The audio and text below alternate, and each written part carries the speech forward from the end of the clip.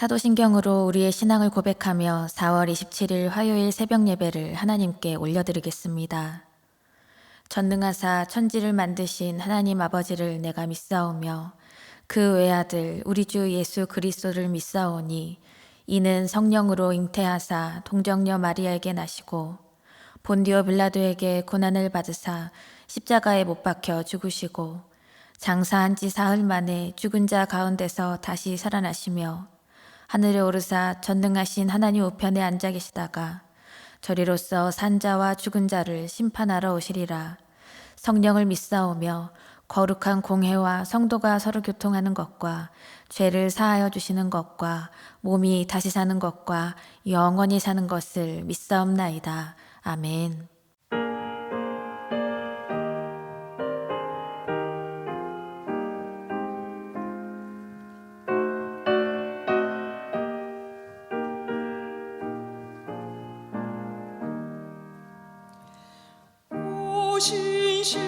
신실하신 주 내 아버지여, 늘 함께 계시니 두려움 없네. 그 사랑 변찮고 날 지키시며 어제나 오늘이 한결같네. 오 신실하신 주, 오 신실하신 주, 날마다 자비를 베푸시며 일용할 모든 것 내려주시는 오 신실하신 주, 나의 구주. 봄철과 또 여름, 가을과 겨울, 해와 달, 별들도 다 주의 것. 만물이 주 영광 드러내도다. 신실한 주 사랑 나타내네. 오 신실하신 주, 오 신실하신 주, 날마다 자비를 베푸시며 일용할 모든 것 내려주시니 오 신실하신 주, 나의 구주. 내 죄를 사하여 아니하시고 주님이 오셔서 인도하네. 오늘의 힘내가 내일의 소망, 주말이 한복을 내리시네. 오 신실하신 주, 오 신실하신 주, 날마다 자비를 베푸시며 일용할 모든 것 내려주시니 오 신실하신 주, 나의 구주.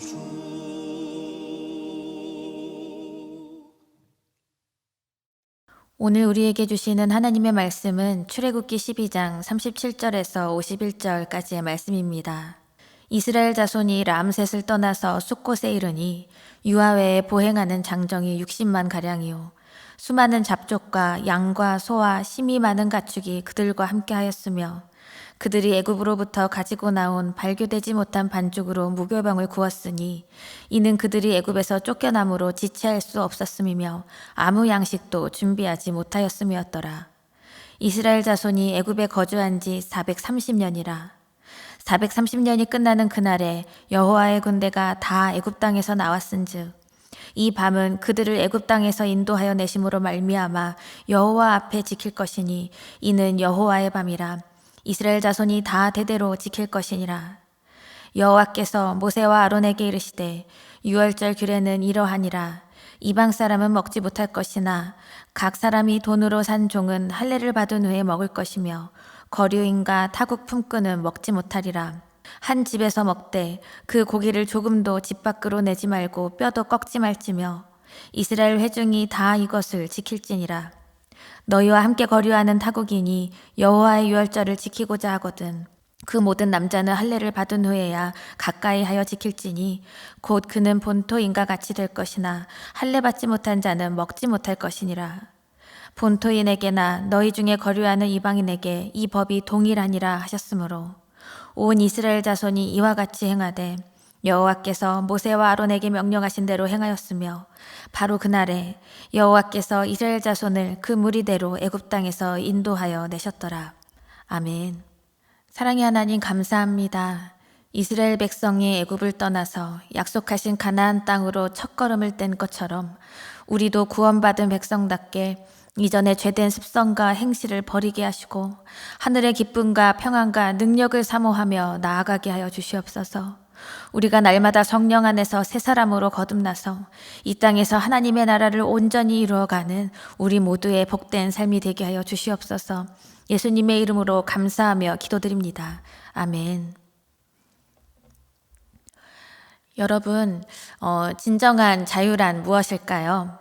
이소무화 중에 목걸이를 한 개와 배고픈 늑대라는 이야기가 있습니다. 어느 날 밤 개와 늑대가 우연히 만나게 되었는데 개는 털에 윤기가 흐르고 통통했지만 늑대는 비쩍 마르고 힘이 없었습니다. 개는 알고 보니까 주인이 풍족하게 채워주는 행복한 견생을 살고 있었던 것이죠. 늑대는 개가 부러워서 당장 그를 따라갑니다. 그런데 가다 보니까 개의 목에 상처가 나 있는 거예요. 알고 보니까 낮에는 무거운 쇠사슬에 목이 묶여서 지내고 잠시 동안 밤에만 자유로웠던 것입니다. 그래서 늑대는 당장 발걸음을 멈추고 개에게 이렇게 말했습니다. 며칠을 굶더라도 자유롭게 사는 것이 더 좋다네. 그리고 늑대는 그 길로 떠나갔습니다. 오늘 출애굽기 말씀에서도 이스라엘 백성들이 맞이할 순간도 이와 마찬가지입니다.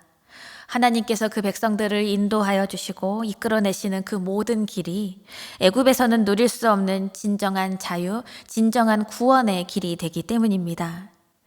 이스라엘 백성들이 억압당하면서 울부짖는 그 소리를 우리 주님이 들으시고 구원으로 임하시는 그 하나님의 능력이 이 시간 우리에게도 생명의 말씀으로 온전히 임하기를 간절히 소원합니다. 이제 드디어 영광의 출애굽이 시작되었습니다.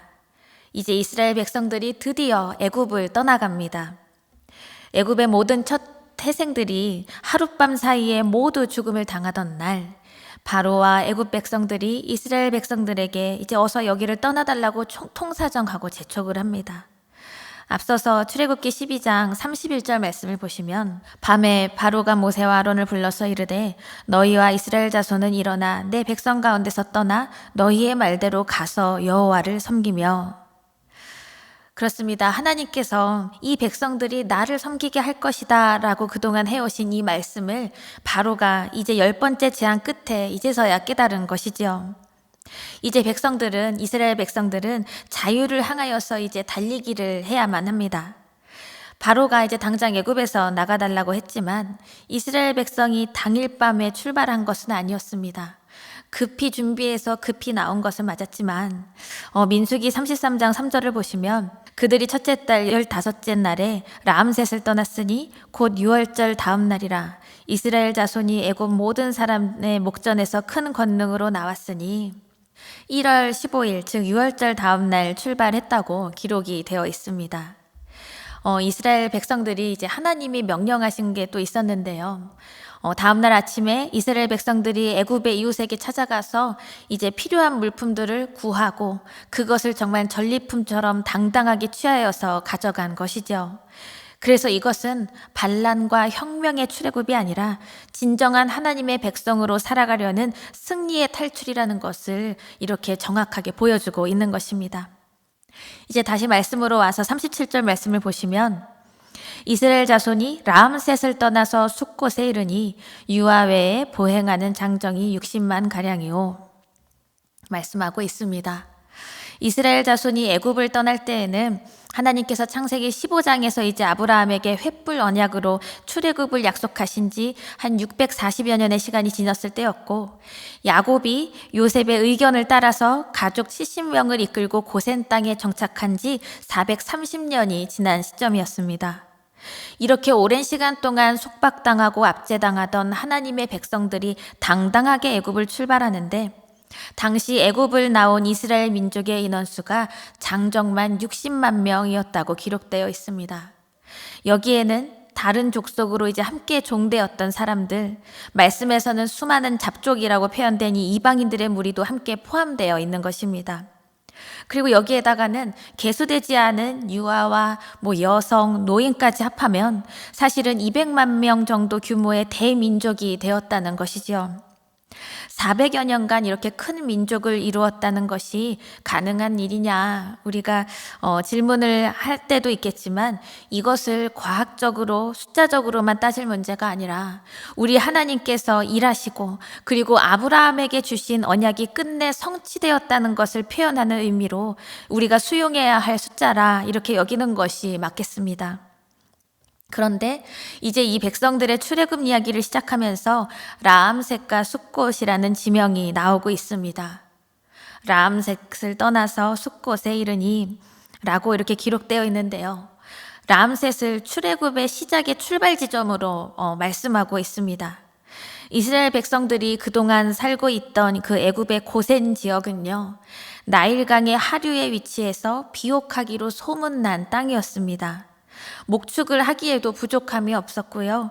참 살기 좋은 땅이 바로 그곳이었습니다. 그래서 그 고센 지역 중에 한 구역이 또 라암셋입니다. 국고성이며 요새의 성읍이라고 알려져 있습니다.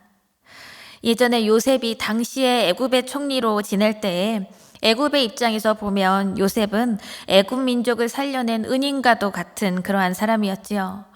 그래서 요셉을 친애하던 왕은 후에 요셉과 그의 가족과 친족들이 애굽에서 가장 비옥하고 살기 좋은 땅인 그 고센 지역을 거주지로 허락하여 준 것입니다. 그래서 430년 동안 이스라엘이 아주 큰 민족을 이루기까지 이런 풍요한 땅의 역할도 매우 컸으리라 생각이 됩니다. 그런데 요셉에게 은혜를 입었던 것을 이 기억을 가지고 있는 애굽의 세대들이 점점 사라져 갈수록 이스라엘이 큰 민족을 이루는 모습이 애굽 백성들에게는 위협적으로 여겨지기 시작했던 것이죠. 애굽 백성들은 은혜를 위협으로 잘못 판단하고 있었고 그 위협이라고 생각되는 것을 제거하기 위해서 핍박을 하기 시작했습니다. 라암셋 2세를 위한 국고성을 건설하면서 그래서 이스라엘 백성들을 강제 노동까지 시키면서 민족적인 그런 자존감까지 빼앗아 버린 것이죠. 이렇게 하나님의 백성 이스라엘은 어느 순간부터 점점 노예로 전락하게 되었습니다. 통제받고 억압받으면서 살게 되었던 것입니다. 그래서 어떻게 보면 이 고센 땅은 풍요로운 땅이지만 고생스러운 땅이고 자유로운 것 같지만 실상 자유가 없는 곳이었습니다. 하나님의 통치가 사라진 곳, 하나님의 임재가 사라진 곳이었습니다. 우상이 뒤덮여 있고 스스로를 신이라고 일컫는 그런 교만함, 그리고 은혜를 은혜로 기억하지도 못하는 그 죄로 덮여가는 그러한 땅이었던 것이죠. 그래서 풍요로운 이 고센 땅은 이스라엘에게는 풍요롭게 살기 위해서 필요한 땅이었겠으나 믿음의 종착지는 아니었던 것입니다. 하나님께서 보시기에 이 백성이 이 땅을 반드시 벗어나야 하나님을 온전히 섬길 수 있고 예배할 수 있다고 하나님이 여기셨던 것입니다. 그렇지 않으면 아까 그 동화에서처럼 온종일 줄에 매어 있다가 잠시 풀려나서 겉모습만 번지르르한 짐승처럼 바로를 섬기고 우상을 섬기고 압제당하면서 먹고 사는 것에만 만족하면서 결국 하나님의 이름을 잊어가는 인생이 될 수밖에 없다는 것을, 이 이스라엘을 향한 그 마음을 하나님은 그냥 내버려 두지 않으신 것입니다. 사랑하는 여러분, 하나님께서는 온전히 하나님만을 바라보며 하나님께 올려드리는 자의 그 예배를 받으시는 줄 믿습니다. 이스라엘이 애굽의 노예로 점차 그렇게 된 것처럼 우리는 누구의 노예입니까? 내가 믿고 싶은 대로만 믿고 하나님 없이 살아도 상관없다고 착각하는 결국 죄의 노예가 된 것이 아닙니까? 죄의 사슬에 매여 있는 인생에게는 사망만이 남아있을 뿐입니다. 그러나 이 죄와 사망의 사슬에서 우리를 해방시키는 분은 유일하신 여호와 하나님이신 줄 믿습니다. 유월절 어린 양의 피로 죽음에서 건지신 하나님의 뜻하심과 일하심을 우리가 믿고 나아가기를 간절히 원합니다. 이렇게 온 세상을 그리고 온 만물을 창조하신 전능하신 하나님 아버지께서는 우리를 사랑하시되 끝까지 사랑하셔서 우리를 죄로부터 건지시는 분이신 줄 우리가 믿습니다. 디모데전서 2장 4절에서 하나님은 모든 사람이 구원을 받으며 진리를 아는 데에 이르기를 원하시느니라 고백합니다. 그러므로 누구든지 하나님 앞으로 나아오기만 하면 하나님께서는 우리를 죄의 사슬에서 벗어나 영원한 생명을 누리는 참 자유를 허락하시는 우리의 하나님 되시는 줄 믿습니다. 하지만 우리가 인간인지라 이 세상에서 평안하고 줄이지 않는 삶을 원하면서 살아갑니다. 물론 모두가 그렇게 살아가면 정말 감사하고 좋지요. 그런데 이것에만 집착하게 되면 하나님의 통치보다는 우리 눈에 보여지는 풍요로움과 어느 정도의 안정된 것만 있으면 그곳이 우리의 영원한 안식처라고 착각하게 된다는 것이죠. 그러나 결국 그것도 인간의 생명마저 물질주의적으로 그런 가치에만 담아두는 세상의 성공 법칙에만 얽매여 있을 뿐이라는 것입니다. 사랑하는 여러분, 하나님께서는 당신의 나라가 이 땅 가운데 온전히 이루어질 수 있도록 거룩한 사명을 감당하기 위해서 우리가 맹목적으로 안주하고 있는 것을 떠나라고 하실 때가 있습니다. 하나님의 자녀가 거할 곳은 하나님을 온전히 예배할 수 있는 거룩한 땅이 되어야 하기 때문입니다. 그러므로 우리가요, 온전히 하나님 앞에 설 수 있도록 우리가 죄의 유혹을 담대하게 끊어내고 우상으로부터 떠나서 하나님을 향하여 설 수 있는 삶의 자리로 날마다 나아갈 수 있기를 원합니다. 하나님이 약속하신 가나안으로 나아가기 위해서 고센 땅을 떠날 수 있는 그 믿음으로 설 수 있기를 간절히 소원합니다. 그래서 결국 우리를 보내신 그곳에서 하나님의 나라를 이루어가는 거룩한 주의 백성으로 승리하는 여러분과 저의 삶이 되기를 간절히 소원합니다. 이제 이스라엘 백성이 죽음에서 건지신 그 하나님의 은혜를 이제 의지하고 고센 땅을 떠나기 위해서 람셋에 모였습니다. 오늘 본문 38절을 보시면 수많은 잡족과 양과 소와 심이 많은 가축이 그들과 함께 하였으며 기록되어 있습니다. 본문에서 말하는 이 잡족은 어떤 부족들인지는 잘 알 수 없으나 애굽에 거하던 이방인 무리라고 여겨집니다. 노예나 포로로 잡혀오거나 품꾼 또는 나그네가 된 그런 수많은 족속들을 뜻하는 것인데요. 그들도 마찬가지로 하나님의 말씀에 순종해서 어린 양의 피로 죽음이 넘어간 그 유월됨을 경험한 하나님의 사람들이라는 것입니다. 이런 이방인들의 무리가 출애굽에 합류하게 됐다는 것은 정말 중요한 것입니다. 하나님의 구원은 이렇게 열린 공동체로 출발하였다는 사실을 우리가 주목할 필요가 있습니다. 궁극적으로는 온 열방을 구원하시는 하나님의 그 뜻하심을 이 말씀을 통해서 우리에게 알게 하시려는 것이죠. 무엇보다 하나님께서 아브라함에게 약속하셨던 그 말씀, 땅의 모든 족속이 너로 말미암아 복을 얻을 것이니라 라는 이 말씀이 성취된 것입니다. 우리도 이 출애굽 사건과 깊이 연관되어 있다는 것을 기억해야 합니다. 오래전 이 구원의 사건이 일어나고 그 구원의 물줄기가 우리에게까지 흘러와서 우리도 구원의 백성이 된 것을 믿고 하나님 앞에 감사함으로 나아갈 수 있기를 원합니다. 이제 이스라엘 백성, 이스라엘 자손들이 430년의 이 이방인 땅에서의 생활을 끝내는 특별한 밤을 대대로 기념일로 지켜야 한다고 이제 말씀하고 계시고요. 그리고 나서 이방 족속들이 지켜야 할 사항들을 덧붙이고 계십니다. 유월절에 대한 이 규례를 어떻게 이들에게 적용해야 할지 그 규칙에 대한 추가적인 말씀이 나오는 것입니다. 43절에서 47절의 말씀을 보면 여호와께서 모세와 아론에게 이르시되 유월절 규례는 이러하니라. 이방 사람은 먹지 못할 것이나 각 사람이 돈으로 산 종은 할례를 받은 후에 먹을 것이며 거류인과 타국 품꾼은 먹지 못하리라. 한 집에서 먹되 그 고기를 조금도 집 밖으로 내지 말고 뼈도 꺾지 말지며 이스라엘 회중이 다 이것을 지킬지니라 말씀하십니다. 비록 유월절의 식사에 이방인이 참여하는 것을 엄격하게 제한하고 있지만 그럼에도 일정한 조건을 갖추면 이방인이라도 유월절 식사에 참여할 수가 있었습니다. 그리고 48절, 49절 말씀을 보면 너희와 함께 거류하는 타국인이 여호와의 유월절을 지키고자 하거든 그 모든 남자는 할례를 받은 후에야 가까이 하여 지킬지니 곧 그는 본토인과 같이 될 것이나 할례 받지 못한 자는 먹지 못할 것이니라. 본토인에게나 너희 중에 거류하는 이방인에게 이 법이 동일하니라 하셨으므로 이 말씀을 보면 하나님을 믿고 언약 백성의 표식인 할례를 행하라 이 말씀이 있는 것입니다. 그렇습니다. 하나님께서는 이스라엘을 편협한 혈연 공동체로 묶은 것이 아니라 그것을 다 초월하여서 하나님을 향한 신앙 공동체로 이 백성들을 묶어주신 것입니다. 바울이 로마서 2장에서 고백하는 것처럼 오직 이면적 유대인이 유대인이며 할례는 마음에 할지니 영에 있고 율법 조문에 있지 아니한 것이라. 그 칭찬이 사람에게서가 아니요 다만 하나님에게서니라 고백합니다. 하나님의 그 구원의 은혜는 예수 그리스도를 주로 믿고 마음의 할례를 시행하는 자 누구에게나 열려 있는 줄 우리도 믿습니다. 그렇다면 우리가 또한 간과할 수 있는 것이 있지요.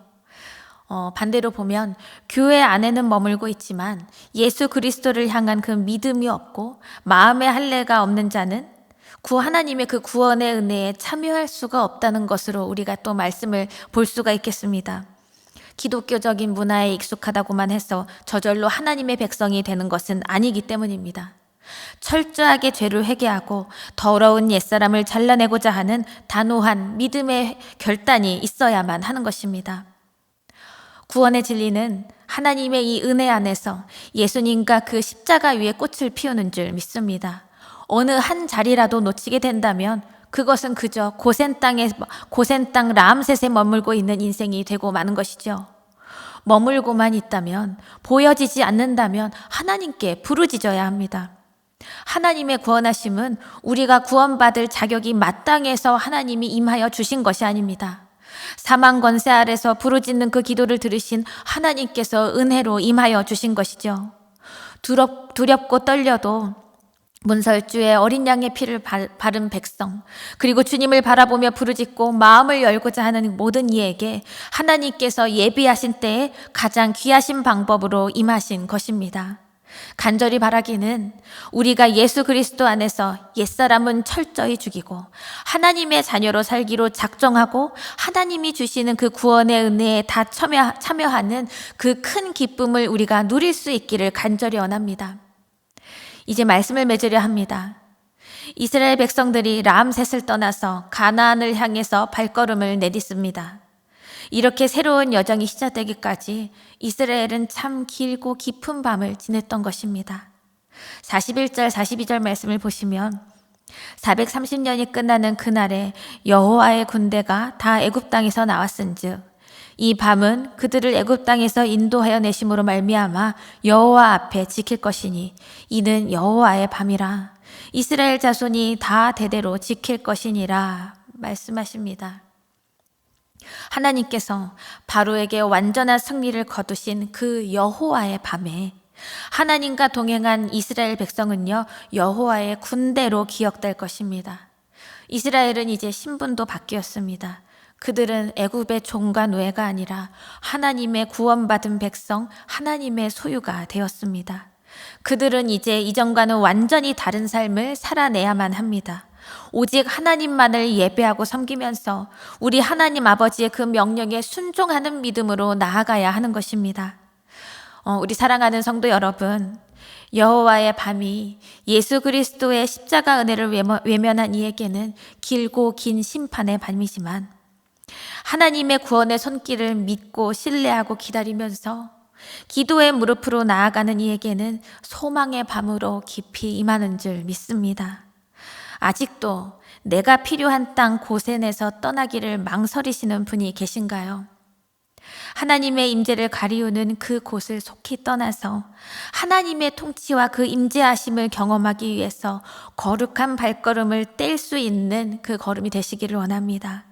하나님의 그 구원의 은혜를 힘입고 6월절의 그 만찬에 참여하면서 하나님 앞에 진정한 예배, 영광의 예배, 우리의 생명을 올려드리는 그 예배자로 우리가 서서 하나님의 백성으로 온전히 설 수 있기를 간절히 소망합니다. 다 함께 주기도문 하시며 오늘의 예배를 마치겠습니다.